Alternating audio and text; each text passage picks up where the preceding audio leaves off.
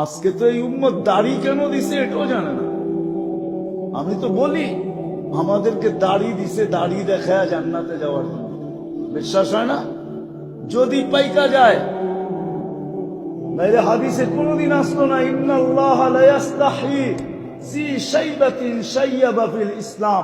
আল্লাহ ওই বুড়া মুসলমানকে দেখলে লজ্জা পান যে দাড়ি পাকায় ফেলছে ইসলামের ভিতরে।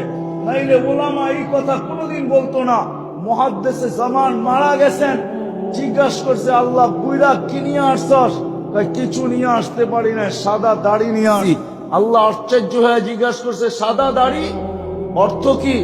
কেন আপনি জিবরিল আলাইহিস সালামকে বলেন নাই? জিবরিল আলাইহিস সালাম আপনার বন্ধু নবীজি মুহাম্মদুর রাসূলুল্লাহ সাল্লাল্লাহু আলাইহি ওয়াসাল্লামকে বলে নাই? উনি আবু হুরায়রাকে বলে নাই? আবু হুরায়রা ওনার শাগরিদকে বলে নাই? ওনার শাগরিদকে বলেন নাই? ওনার শাগরিদ আমাকে বলেন নাই যে সাদা দাড়িওয়ালা বুড়া দেখলে লজ্জা পান? তো আল্লাহ হাইসা দিয়া বলছে সবাই সত্য বলছে, আমিও সত্য বলছি, মাফ করে দেন।